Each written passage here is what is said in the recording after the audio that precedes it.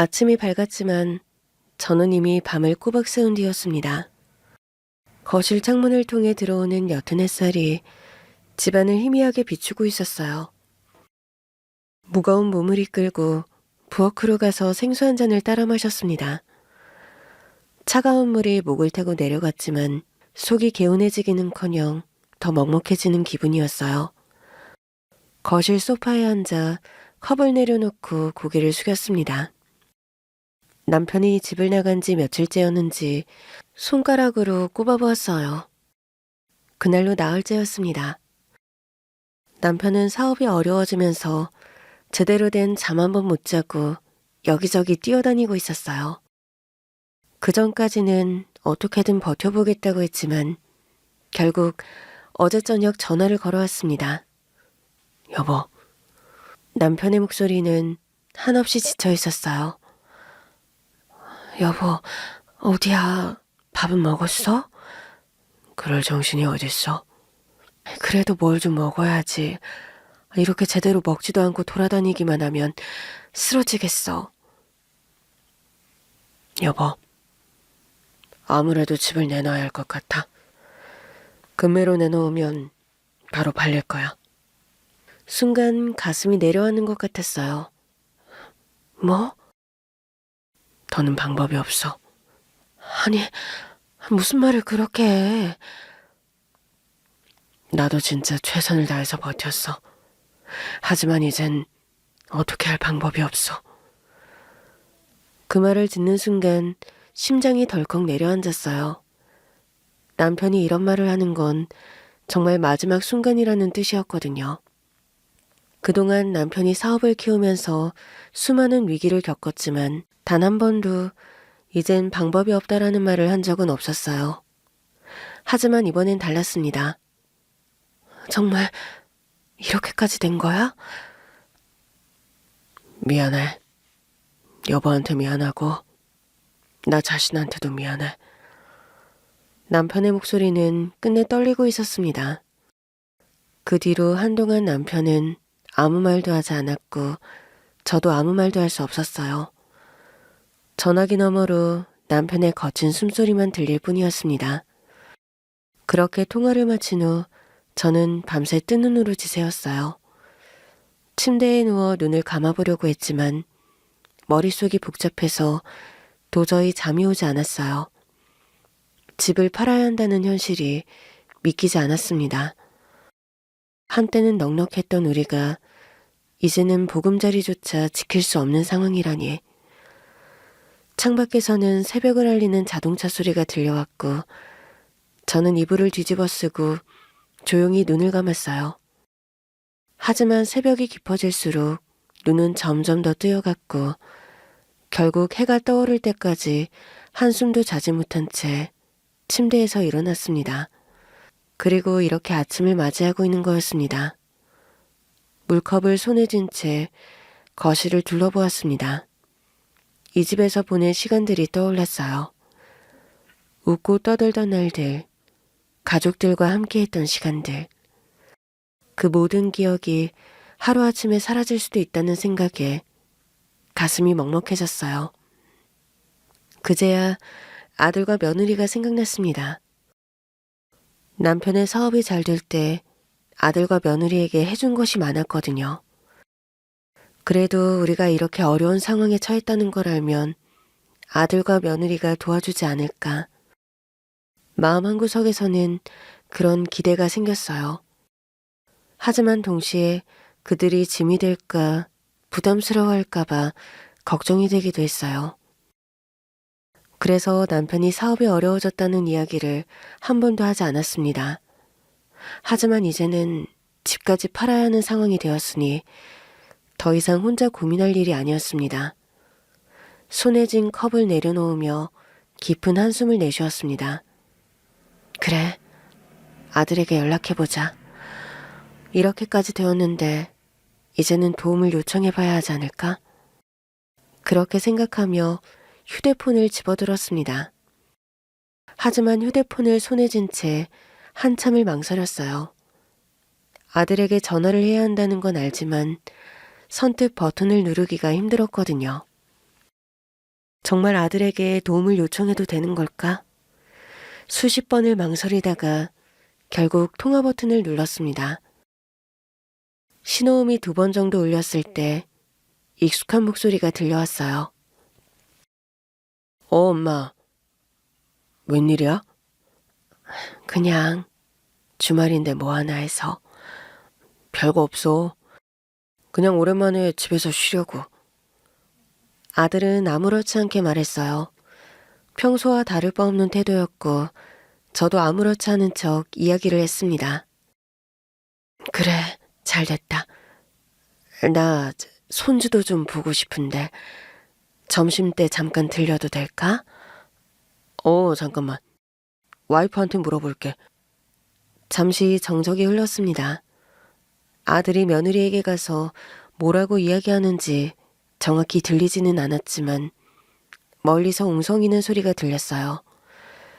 그리고 몇 초 후 다시 아들의 목소리가 들렸습니다. 그냥 와서 점심이나 드시고 가. 근데 아버지도 같이 오셔? 아버지는 바쁘셔. 나 혼자 갈게. 전화를 끊고 나니 가슴이 답답해졌어요. 와이프한테 물어볼게라는 말이 계속 귓가에 맴돌았습니다. 며느리가 허락해야만 제가 갈 수 있는 걸까? 과거엔 아무렇지 않게 드나들었던 아들 집인데 이제는 가는 것조차 허락을 받아야 하는 사이가 된 걸까요? 하지만 그런 기분을 느끼고 싶지 않아서 가볍게 고개를 흔들며 생각을 지웠습니다. 그저 손주도 보고 오랜만에 점심을 먹고 오는 것뿐이라고 스스로 다짐하며 옷을 갈아입었어요. 점심 무렵 저는 아들 집 앞에 도착했습니다. 현관문을 두드리자 아들이 문을 열어주더라고요. 엄마 오셨어요? 들어오세요. 그래. 집 안으로 들어서자 깔끔하고 고급스러운 인테리어가 눈에 들어왔습니다. 거실 한쪽에 놓인 소파는 비싼 가죽 제품인 듯 반질반질했고 거실 탁자 위에는 잘 정리된 잡지와 장식품들이 놓여 있었어요. 주방 쪽을 바라보니 반짝이는 대리석 식탁 위에 고급 와인과 유기농 식재료로 보이는 것들이 가지런히 정리되어 있었어요. 집안을 둘러보는 사이 며느리가 부엌에서 나와 미소를 지으며 저를 맞이했습니다. 어머님, 오셨어요? 저희가 준비한 점심 맛있게 드시고 가세요. 그래, 고마워. 며느리는 예의 바르게 웃으며 손을 씻고 요리를 마무리하기 시작했어요. 냄비에서 뽀얀 크림 소스 향이 올라왔고 싱싱한 채소가 담긴 샐러드 그릇이 식탁 위에 놓였습니다. 파스타 좋아하시죠, 어머님? 오일 파스타랑 크림 파스타 중에서 고민하다가 크림으로 했어요. 그래, 잘 먹을게. 사실 크림 파스타를 먹을 기분이 아니었어요. 입맛이 하나도 없었거든요.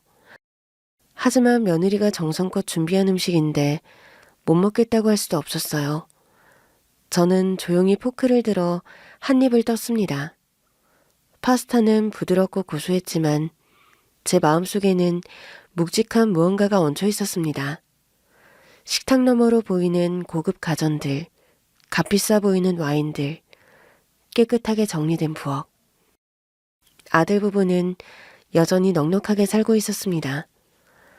그런데도 남편과 저는 지금 집조차 지킬 수 없는 상황이었고 이 현실이 너무 괴로웠습니다. 하지만 저는 끝까지 아무렇지 않은 척 해야 했어요. 지금은 사업 이야기를 꺼내면 안 된다. 밥 다 먹고 이야기하자.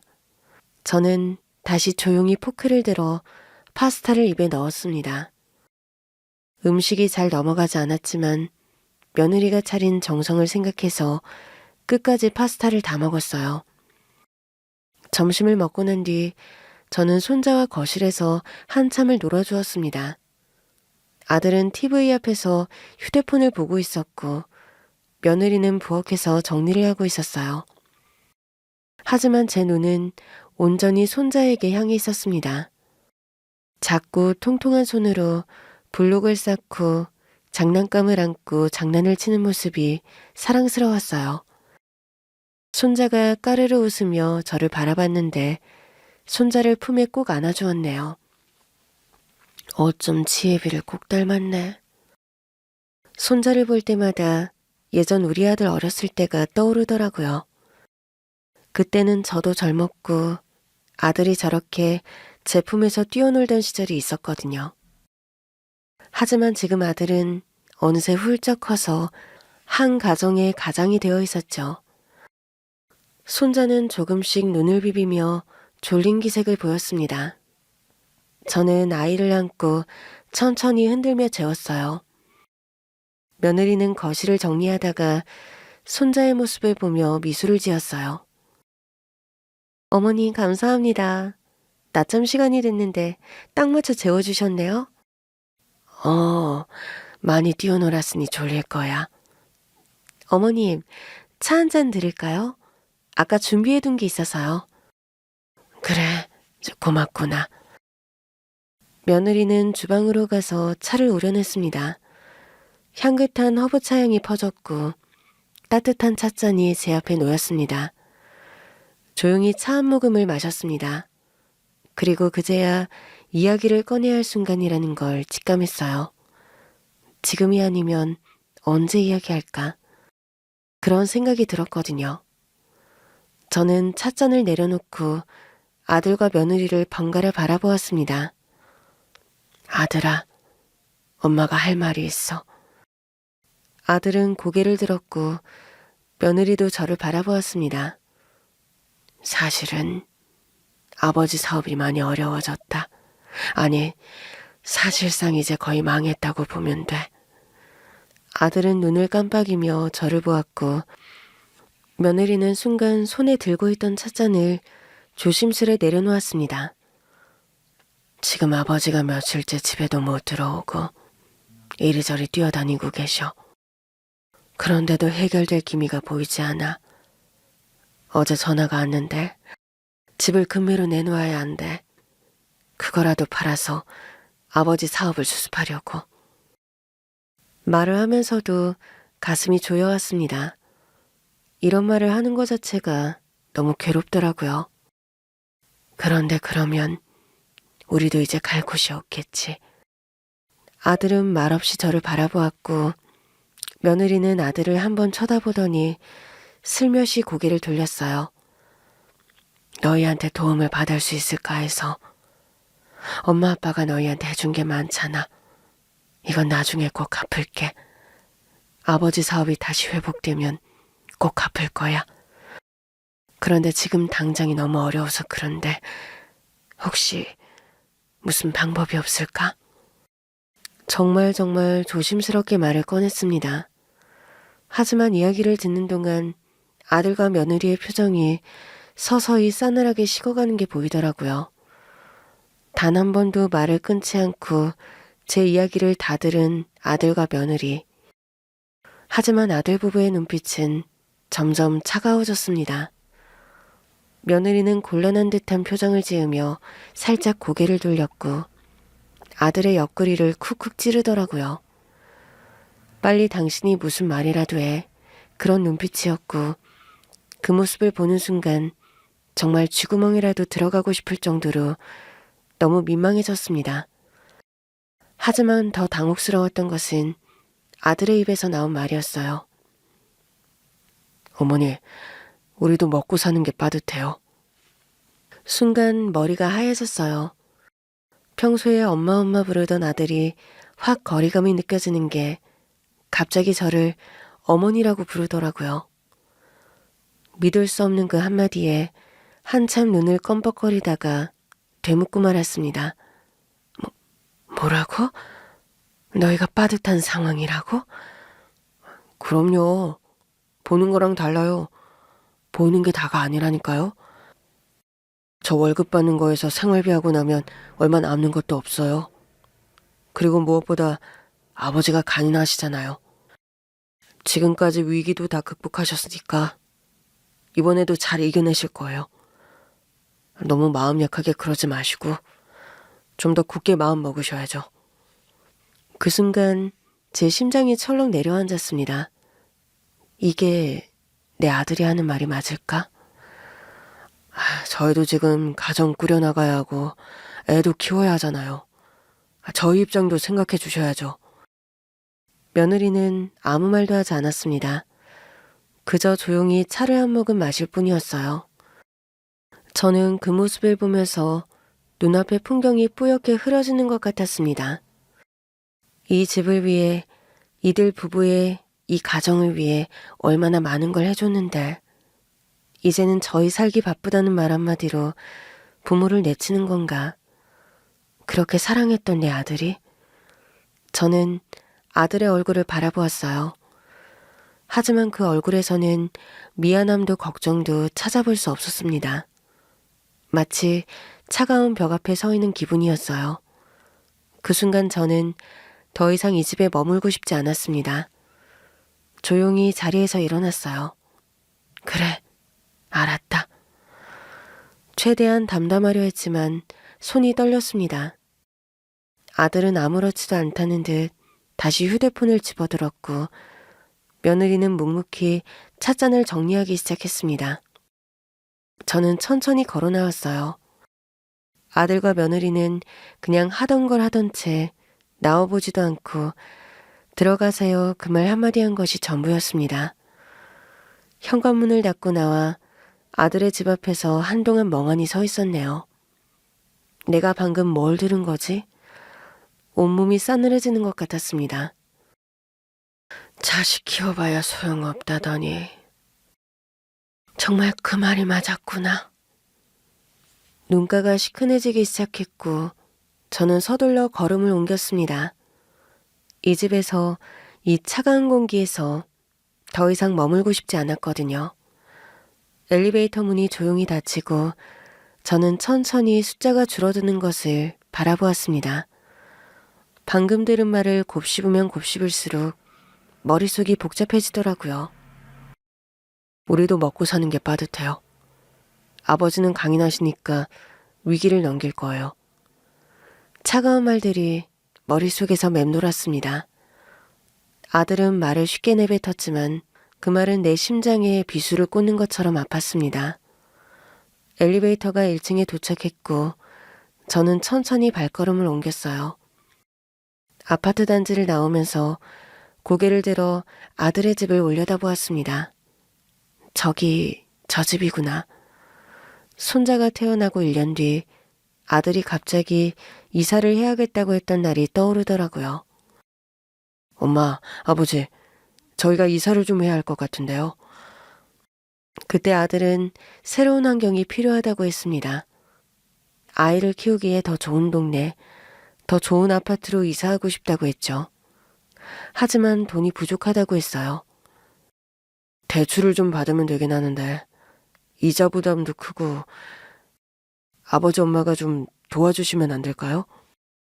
그때 저는 남편과 고민 끝에 아들 부부에게 돈을 보태주었습니다. 그래도 아들인데 우리가 능력이 될 때까지 도와줘야지. 흔쾌히 결정을 내렸던 남편. 아들이 감사해하며 활짝 웃던 얼굴이 기억이 나네요. 정말 감사합니다. 엄마 아버지 덕분에 우리 가족이 좋은 곳에서 살 수 있게 되었어요. 어머님 아버님, 앞으로 저희가 더 잘할게요. 그렇게 말했던 아들과 며느리였습니다.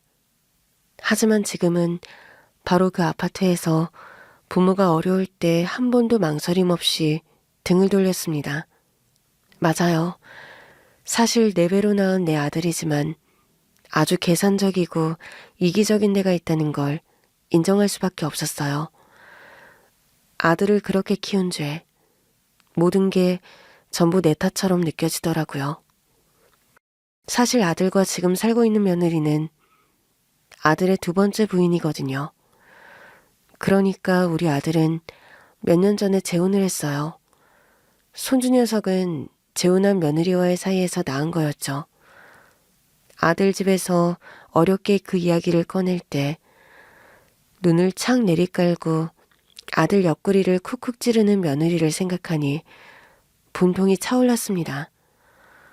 정말 저들 결혼할 때부터 임신했을 때 우리가 어떻게 해줬는데 형편 좋을 때는 살랑살랑하면서 받을 건 다 받고 어려울 때는 나 몰라라 하는 게 아주 부부가 똑같더라고요. 부창부수. 정말 똑같은 것들끼리 아주 천생연분이 났네요. 저는 깊은 한숨을 내쉬며 발걸음을 옮겼어요. 더 이상 뒤를 돌아보지 않겠다 다짐했습니다. 그런데 그 순간 제 손에 들린 핸드폰이 울렸어요. 주머니에서 꺼내 화면을 보았는데 모르는 번호더라고요. 순간 스팸 전화인가 싶었지만 왠지 모르게 이 전화는 받아야 할 것 같은 느낌이 들었고 천천히 통화 버튼을 눌렀어요. 여보세요? 잠시의 정적이 흐른 뒤 익숙하지만 오랜만에 듣는 목소리가 조심스럽게 흘러나왔습니다. 어머님, 저예요. 순간 제 발걸음이 멈췄습니다. 그 목소리는 너무나 오랜만이었거든요. 바로 우리 아들과 오래전 이혼했던 전 며느리였습니다. 갑자기 연락드려서 죄송해요. 제가 어머님께 연락을 드려도 될까 많이 고민했어요. 순간 제 가슴 한켠이 묵직해졌습니다. 이와의 마지막으로 이야기를 나눈 게 언제였더라? 사실 아들이 재혼한 뒤 일부러 연락을 하지 않았습니다. 하지만 이렇게 다시 전화를 걸어오다니 입을 열었지만 목소리가 잘 나오지 않더라고요. 너 잘 지내니? 네, 잘 지내고 있어요. 어머님은요? 어머님 잘 지내세요? 별일 없으시죠? 아버님은 건강하신가요? 눈앞이 뿌옇게 흐려졌어요. 그동안 아들 부부에게서 들을 수 없었던 진심 어린 안부를 묻는 이 한마디가 그렇게 따뜻하게 들릴 줄이야. 그래, 나도 잘 지낸다. 목소리가 떨렸지만 차마 지금의 상황과 속내 감정을 드러내고 싶지 않았거든요. 하지만 전 며느리와 통화를 한 뒤 저는 확신을 하게 되었습니다. 이 전화 한 통이 우리 부부의 상황을 바꿔놓을 거라는 걸요. 그리고 정말로 전 며느리의 전화를 받고 나서 인생이 180도 달라지게 되었습니다. 전 며느리의 전화를 끊고 난 후에도 저는 한동안 휴대폰을 손에 쥔 채 멍하니 서 있었습니다. 목이 콱 막힌 듯한 기분이었어요. 그 아이의 목소리를 듣는 순간 지난 시간들이 한꺼번에 떠올랐습니다. 사실 전 며느리와의 인연은 아들로부터 시작이 된 건데 말이죠. 생각이 꼬리를 물고 이어졌고 자연스레 저의 지난 인생이 떠올랐습니다.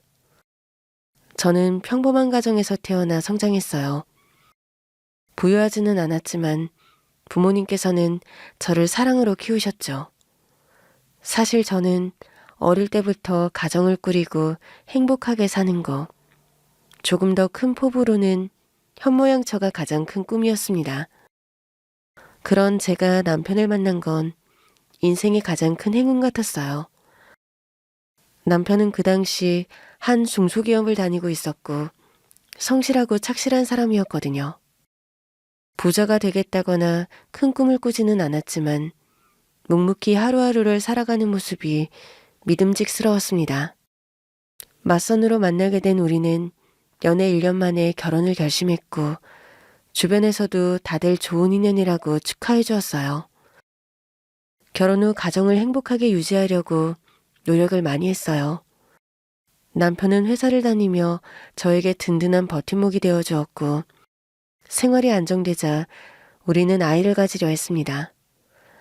하지만 아이는 쉽게 생기지 않았어요. 몸에 좋다는 건 다 챙겨 먹고 병원을 다니며 노력했지만 몇 년이 지나도록 소식이 없었거든요. 주변에서는 시간이 지나면 생길 거야 라며 위로했지만 매번 병원에서 좌절하는 일이 반복되면서 마음이 무거워졌습니다. 그때마다 남편은 저를 다독였어요. 당신 잘못이 아니야. 너무 스트레스 받지 말고 천천히 기다려보자. 그래도 벌써 몇 년째인데. 우린 아직 젊잖아. 너무 조급하게 생각하지 말자. 남편의 말에 저는 고개를 끄덕였지만 마음 한구석엔 늘 불안함이 자리 잡고 있었죠. 하지만 기적처럼 결혼한 지 5년 만에 저는 임신을 하게 되었어요. 임신 사실을 알았을 때 저는 눈물이 났습니다. 남편과 기쁨에 겨워 서로를 꼭 안았던 기억이 나네요. 그렇게 태어난 아이가 준석이었고 우리 아들 준석이는 세상에서 가장 소중한 존재가 되었습니다. 아이를 품에 안았을 때 따뜻한 온기, 그건 정말 부모로서 한 사람의 인생에서 무엇과도 바꿀 수 없는 값진 경험이라고 할 수 있을 것 같아요. 남편과 저는 준석이를 위해 열심히 살았습니다. 저는 가정에 집중하며 아이를 정성껏 돌보았고 남편은 회사를 다니며 우리 가족을 책임졌어요. 시간은 빠르게 흘러갔고 준석이가 초등학생이 되었습니다. 준석이가 입학하던 날 남편과 저는 함께 학교까지 데려다 주었어요. 아들이 교실로 들어가는 모습을 보며 남편과 저는 함께 웃었죠. 벌써 이렇게 컸다니. 시간이 너무 빠르네. 그러게 어제까지만 해도 아기 같았는데. 이제 더 빨리 더 잘 자라겠지. 준석아, 학교 잘 다녀와. 잘할 수 있지? 다녀오겠습니다. 준석이는 아빠의 말을 듣고 씩씩하게 가방을 메고 교실로 들어갔어요. 그런데 그 모습을 바라보며 남편은 한숨을 내쉬더니 조용히 말을 꺼냈습니다. 여보, 나 사실 고민하고 있는 게 있어. 무슨 고민? 남편은 잠시 머뭇거리더니 진지한 표정으로 저를 바라보았습니다. 나 사업을 한번 해볼까 해. 그 말을 듣는 순간 저는 놀라서 남편을 바라보았습니다. 사업? 갑자기? 사실 예전부터 생각하고 있었어. 직장 생활을 오래 했지만 내가 하고 싶은 일이 따로 있더라고. 그건 무슨 일인데? 유통업 쪽이야. 내가 회사에서 다루던 제품도 그렇고 관련된 일이라 잘할 수 있을 것 같아. 남편의 표정은 진지했어요. 사실 우리 남편은 늘 성실한 사람이었고 무모한 도전을 하는 성격이 아니었거든요. 그렇기에 더욱 신중하고 고민하고 결심한 일이겠구나 싶었습니다. 하지만 걱정이 앞선 것도 사실이었죠. 회사 계속 다니면서 준비하는 거지? 당장 그만두는 건 아니고? 당장은 아니야. 조금씩 준비하면서 기회를 보고 싶어. 그래, 당신이 하고 싶은 일이라면 난 응원할게. 남편은 저의 말을 듣고 고마운 듯 미소를 지었어요. 내가 믿음직한 남편, 아버지가 되도록 더 열심히 해볼게. 저는 남편을 믿었어요. 그리고 그때는 몰랐어요. 그 선택이 우리 가정을 완전히 뒤바꿀 운명의 시작인 줄은 몰랐습니다. 남편은 사업을 차근차근 준비했고 몇 년 후 결국 직장을 퇴사하고 본격적으로 사업을 시작했습니다. 처음에는 걱정이 앞섰어요.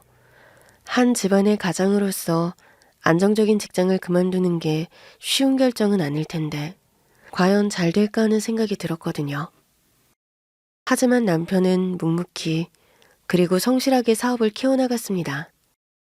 처음에는 작은 규모였지만 운이 좋게도 그때 시대의 흐름과 잘 맞아떨어지면서 사업이 번창하기 시작했어요.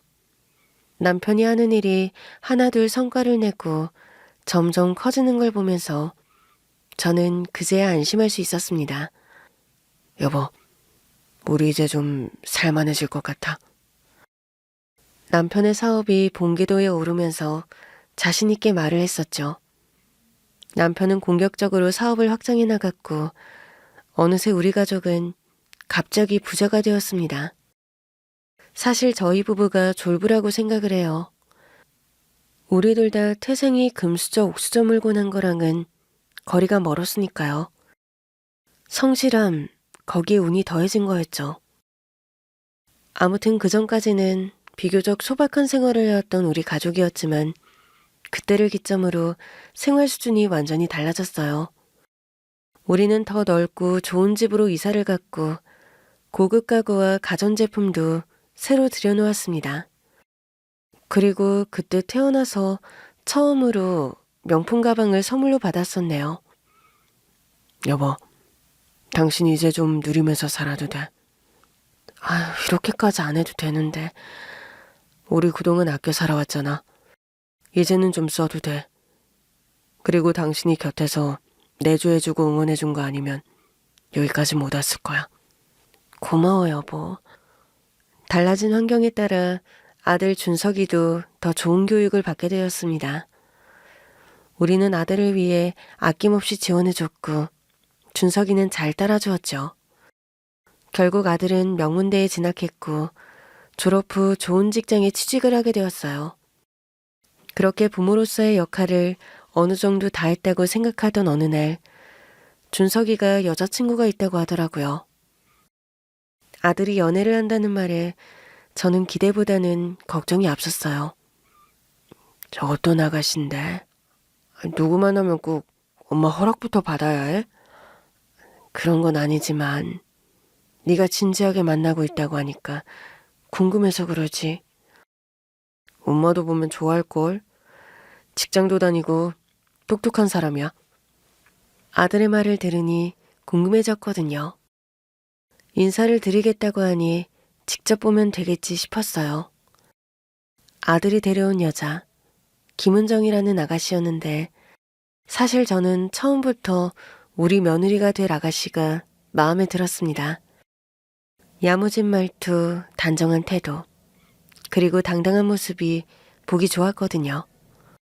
첫인상이 참 좋네. 괜찮은 사람이네. 말도 조리 있게 하고.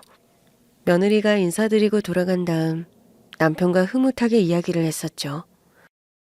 며느리는 아들과 다른 회사에서 일을 하고 있다고 했는데 어느 회사가 더 낫냐에는 거의 차이가 없었습니다.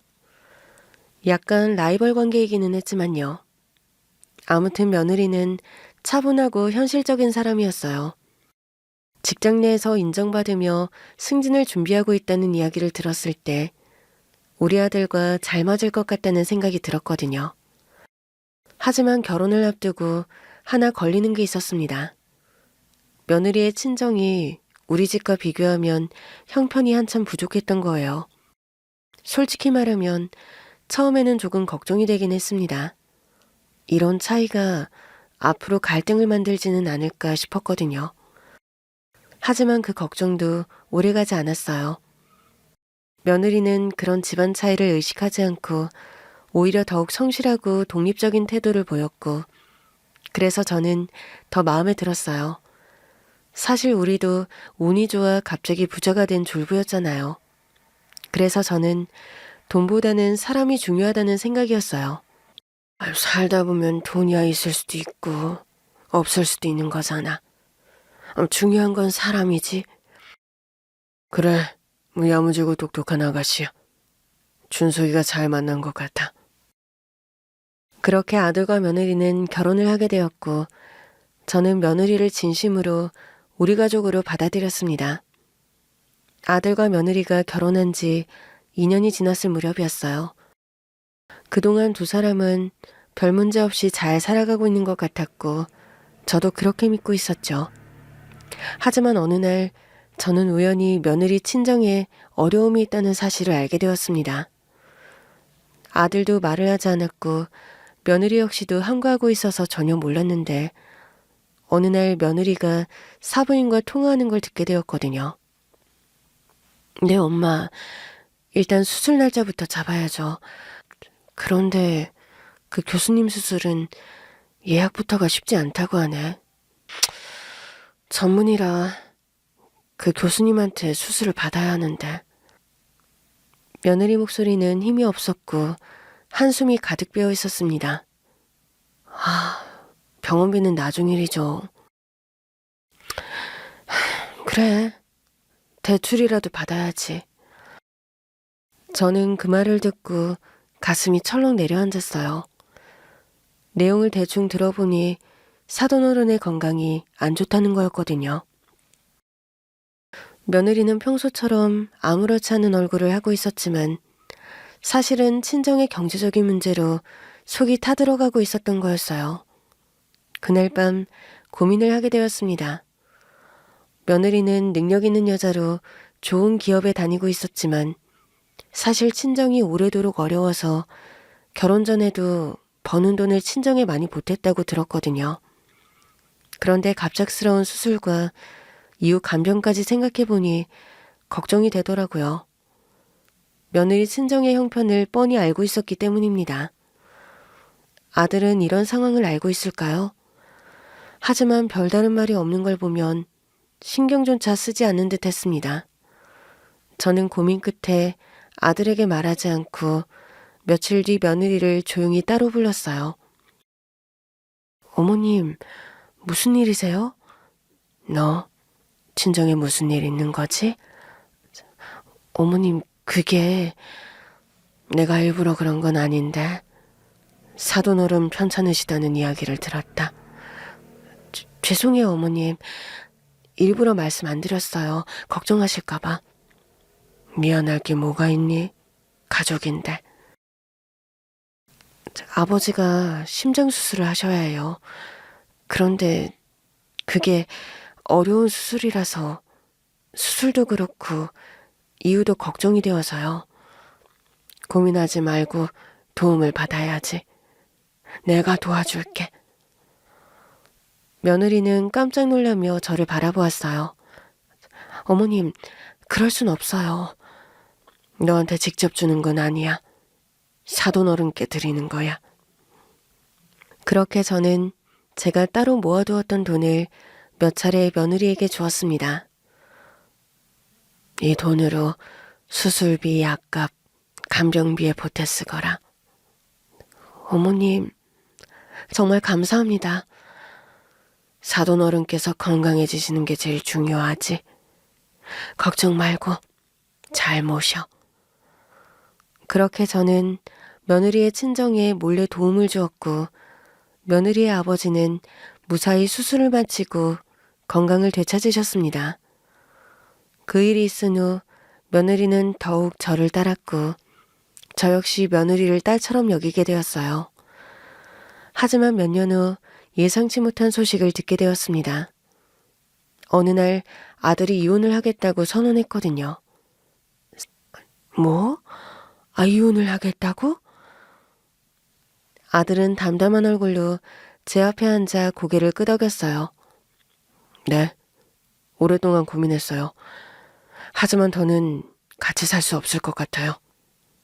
갑자기 그게 무슨 소리야? 며느리가 무슨 잘못을 했다고. 잘못한 건 없어요. 그냥 우리 성격이 안 맞아요. 아들은 그렇게 짧게 말하고는 차갑게 커피잔을 내려놓았습니다. 준서가, 너도 알잖아. 성격이 안 맞는다는 게 무슨 의미야? 결혼 생활이라는 게 서로 맞춰가는 거지. 어머니, 저도 그렇게 생각했어요. 하지만 너무 힘들어요. 은정이는 너무 강해요. 회사에서도 잘 나가고 뭐든 자기 힘으로 다 하려고 해요.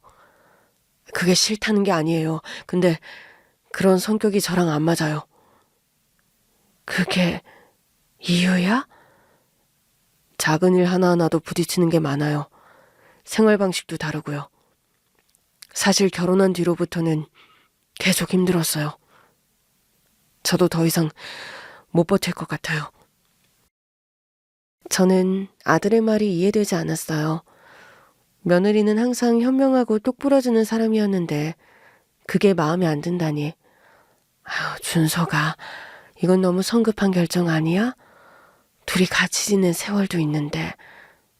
엄마, 저 마음 굳혔어요. 그렇게 아들은 단호했고 며느리도 조용히 고개를 숙이며 입을 열었어요. 어머님, 죄송해요. 네가 왜 죄송해? 제가 어머님께 받은 사랑이 너무 크잖아요. 그런데도 이렇게 돼서. 저는 며느리의 손을 꼭 잡았어요. 나한테 미안해할 필요 없어. 난 그냥 너희들이 잘 살기를 바랐을 뿐이야. 하지만 두 사람의 결심은 이미 굳어져 있었고 결국 며느리와 아들은 협의 이혼을 하게 되었습니다. 며느리는 떠났고 저는 한동안 허전한 마음을 안고 살았어요. 가끔 며느리가 떠오를 때도 있었지만 아들 몰래 연락하는 건 아닌 것 같아서 참았죠. 그렇게 시간이 흘러 2년이 지났는데 어느 날 아들이 재혼을 하겠다고 하더라고요. 엄마 아버지, 저 결혼합니다. 뭐? 아니, 누구랑? 어리고 예쁘고 착한 여자예요. 그렇게 아들은 새 며느리를 데리고 왔습니다. 새 며느리는 첫 번째 며느리보다 훨씬 어렸는데 첫인상은 밝고 애교가 넘치더라고요. 어머님, 처음 뵙겠습니다. 처음에는 잘 보이려는 모습이 예쁘다고 생각했거든요. 어딘가 약간 맹한 구석이 있었지만 그냥 고분고분하고 별 고민이 없는 성격같이 보였어요. 하지만 알게 될수록 허영심이 많고 사치스러운 면이 있더라고요. 아들은 재혼한 며느리에게 아주 푹 빠져 있었습니다. 엄마, 내가 능력이 있으니까 이렇게 예쁘고 어린 여자랑 결혼하는 거죠. 그 말이 이상하게 거슬렸지만 굳이 뭐라고 하지는 않았습니다. 어머님, 저는 어머님이 너무 좋아요. 그러면서 아들이 사준 비싼 가방을 자랑하고 어디 가서 호캉스를 했네, 코스 요리를 먹었네, 그런 이야기를 자주 하면서 행복해 하더라고요.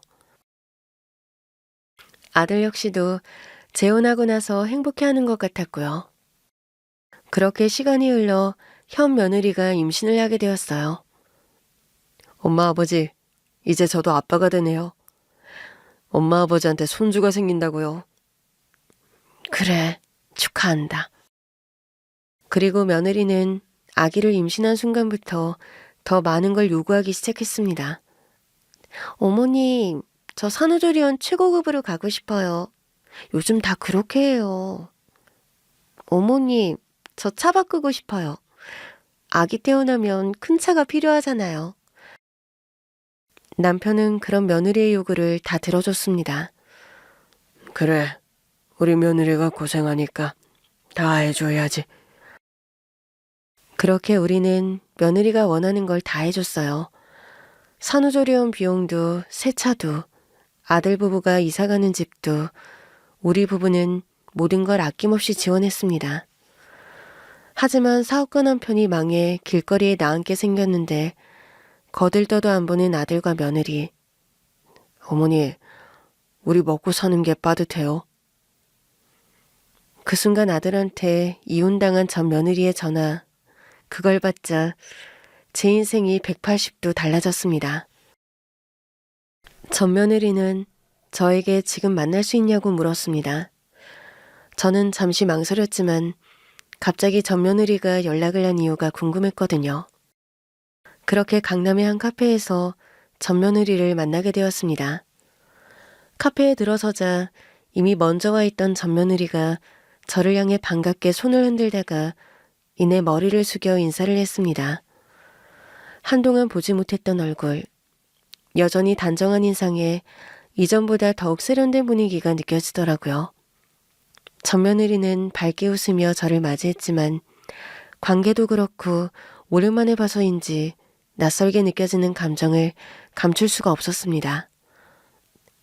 어머님, 이렇게 직접 뵈니까 너무 좋아요. 그래, 오랜만이네.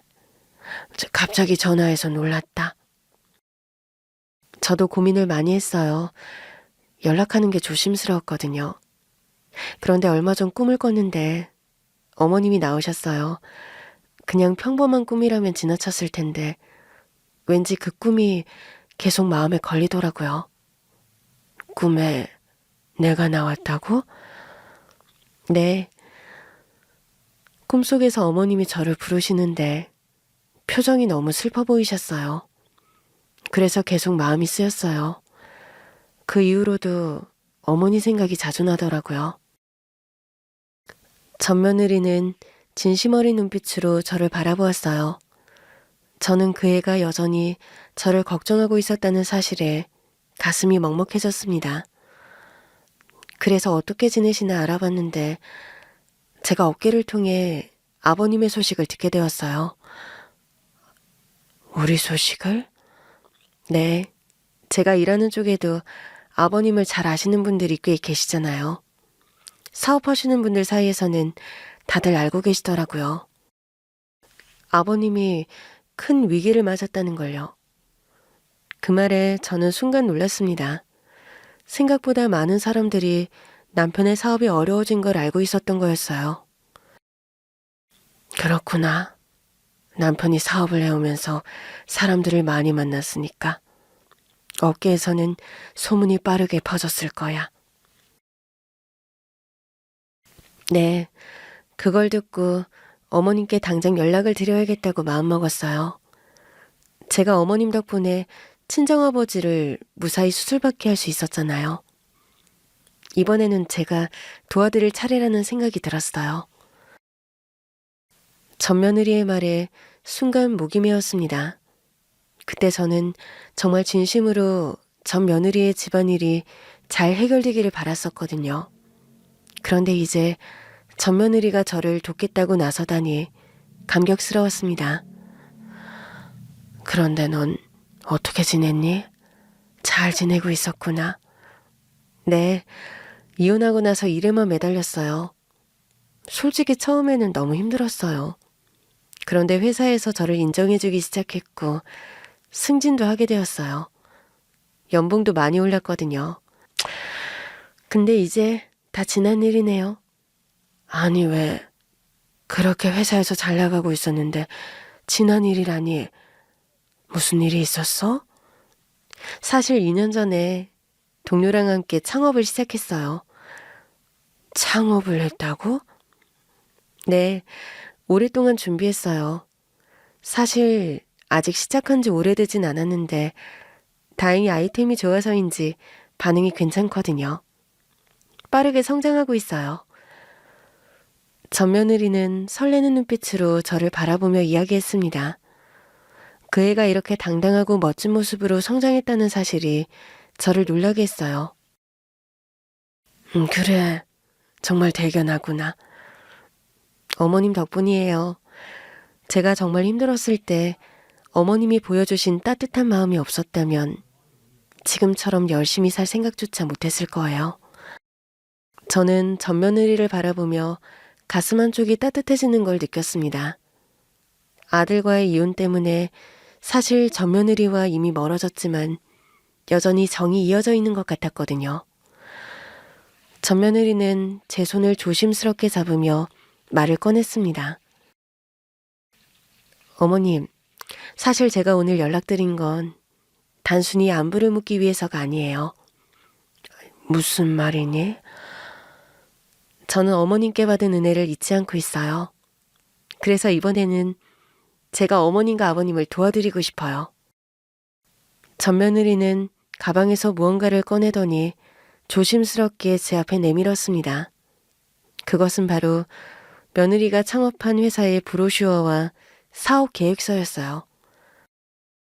저는 창업을 한 이후로 늘 경험이 풍부한 분들의 조언이 필요하다고 생각했어요. 그런데 어머님과 아버님께서 어려움을 겪고 계신다는 걸 알게 되자마자 생각이 났어요.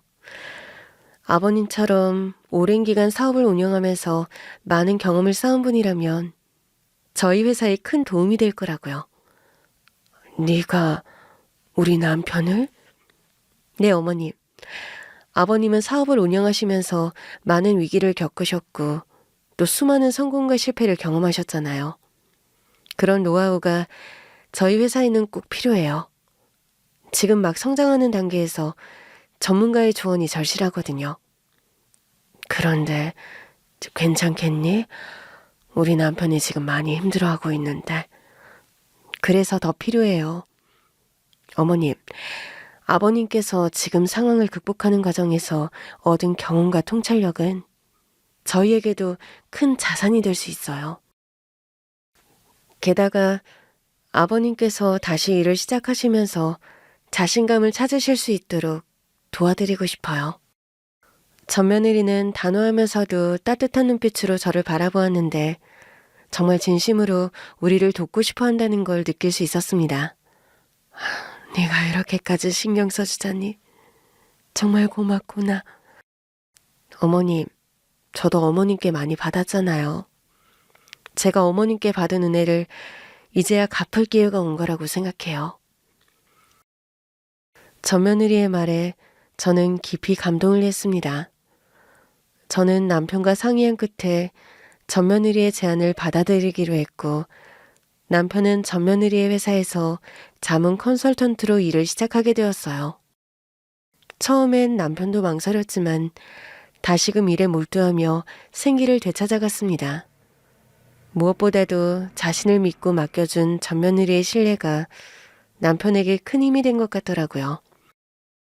그렇게 시간이 지나면서 전며느리가 창업한 회사는 빠르게 성장했어요.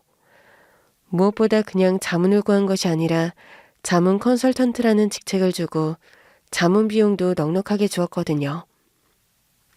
남편 역시도 전며느리 회사의 발전에 기여하면서 점점 자신감을 되찾아갔습니다. 저는 그런 남편을 보며 오랜만에 안도감을 느꼈어요. 하지만 그 무렵 예상치 못한 일이 벌어졌습니다.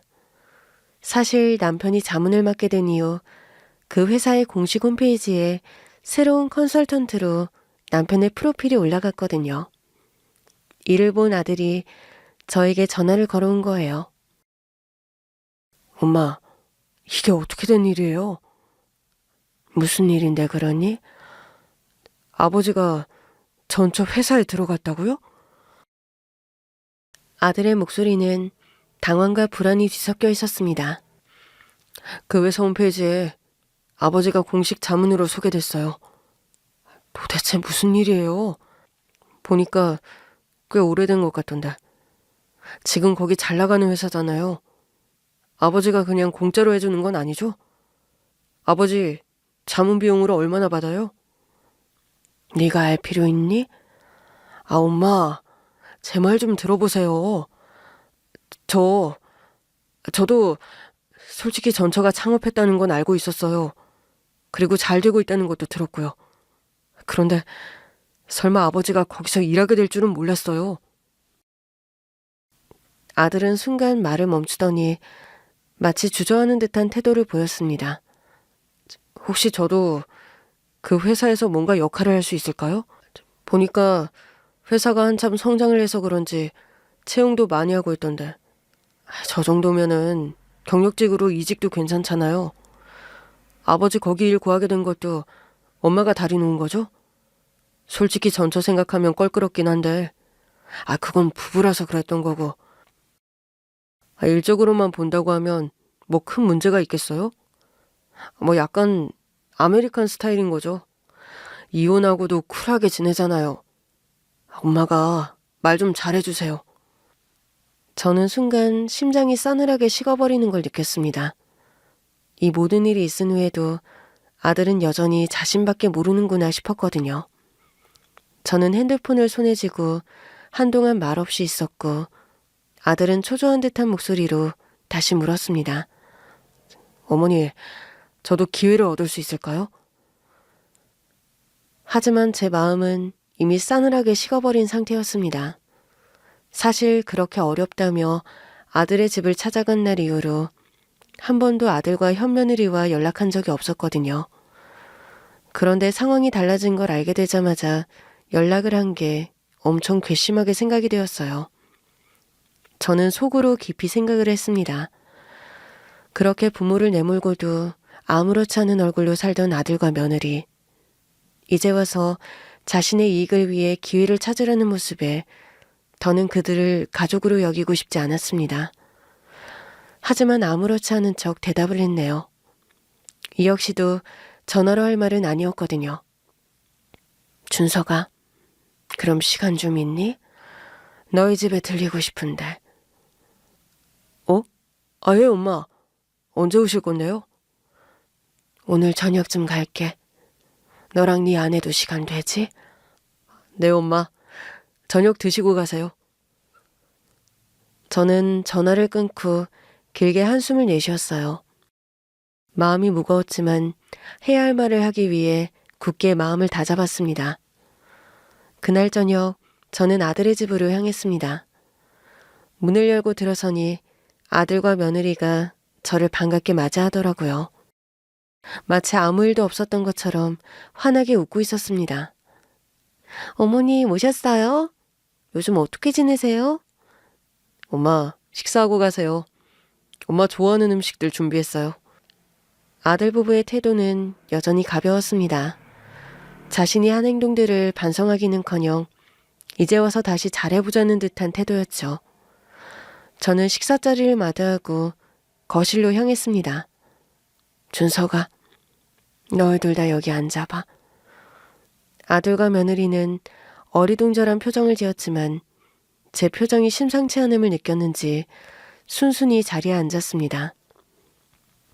이제 그냥 남처럼 지내자. 그 한마디를 던지자 거실이 정적에 휩싸였습니다. 엄마, 그게 무슨 말씀이세요? 어릴 때부터 금이야 오기야 키우고 해줄 수 있는 건 다 해줬다. 그런데 어떻게 부모가 어려움에 처했을 때 그렇게 모른 척 할 수가 있니? 엄마, 말씀드렸잖아요. 저희도 먹고 살기 빠듯하다고 했지? 그래. 그러면 이제 정말 각자 알아서 살자. 나도 이제 너희에게 기대하지 않을 거야. 그러니까 너희도 나랑 아버지 걱정할 필요 없다. 순식간에 아들과 며느리의 얼굴이 창백해졌습니다. 어머님, 그건 좀 너무하시지 않아요? 저 어머님 손주 낳은 사람이에요. 내가 너무하다고? 나 역시 그 전에 너희 집에 왔을 때 그런 마음이었다. 그래, 기대를 했었으니 실망도 한 거겠지. 이제는 기대도 안 할 거고 실망할 일도 없을 거다. 손자는 보고 싶겠지만 그래도 너희는 안 보고 싶다. 아들은 무슨 말을 하려다가 입을 꾹 다물었습니다. 앞으로 나나 아버지한테 어떤 도움을 바랄 생각도 하지 마. 네가 부모를 그렇게 모른 척 했으니 이제 나도 너를 남이라고 생각해야지. 저는 더 이상 머물 이유가 없었습니다. 그대로 자리에서 일어나 문을 열고 나왔어요. 손자를 보니 가슴이 저렸지만 이대로 아들 부부를 용서할 수 없었습니다. 며칠 뒤 저는 맏며느리를 만나러 갔어요. 맏며느리는 저를 보자마자 따뜻하게 미소를 지었습니다. 어머님, 요즘 어떻게 지내세요? 덕분에 잘 지내고 있어. 맏며느리는 저를 보며 망설이더니 조심스럽게 말을 꺼냈습니다. 어머님, 사실 준석 씨가 저한테 연락했어요. 뭐? 처음에는 뜬금없는 연락이라 저도 깜짝 놀랐어요. 오랜만이라고 하면서 어떻게 지내냐고 묻더라고요. 그러더니 말을 빙빙 돌려 하는데 결론은 저희 회사에 혹시 들어갈 수 있는 방법이 있냐고 물어보더라고요. 순간 어이가 없어 말문이 막혔고 정말 부끄러웠습니다. 그래서 뭐라고 했니? 단호하게 거절했어요. 다시 볼 일은 없을 거라고요. 그리고 다시는 연락하지 말라고 했어요. 맏며느리는 단호한 목소리로 말을 했는데 그 눈빛이 흔들리지 않았습니다. 어머님, 저는 제가 살아온 삶을 후회하지 않아요. 하지만 다시 그 사람과 엮일 생각은 없어요. 그치만 어머님과 연을 잇게 된 것은 그 사람 때문이긴 하네요. 좀 복잡하지만 사사로운 감정에 연연하지 않으려고요. 그래, 내 마음도 그렇다. 내 배로 나왔다는 게 부끄러울 지경이구나. 욕받다 너도. 저는 이 모든 일을 겪고 나서야 진짜 가족이 무엇인지 깨닫게 되었습니다. 피를 나눈다고 해서 가족이 아니라 서로를 진심으로 아끼고 힘들 때 의지가 되어주는 사람이 가족이라는 걸요. 어려울 때 등을 돌린 아들과 며느리를 보면서 그동안 제가 얼마나 헛된 기대를 하고 있었는지 알게 됐어요. 하지만 반대로 전 며느리는 아들과 연이 사라진 뒤에도 저를 생각해 주었고 저와 남편을 위해 손을 내밀어 주었잖아요. 그 마음이 얼마나 고맙고 따뜻했는지 모릅니다. 제 남편도 다시 일어설 기회를 얻었고 지금도 전 며느리의 회사에서 자문을 해주며 좋은 관계를 유지하고 있습니다. 저는 후회하지 않습니다. 누구를 원망하지도 않아요. 다만 앞으로는 저를 진심으로 아끼고 생각해주는 사람들과 함께 살아가려고 합니다. 그게 바로 진짜 가족이니까요.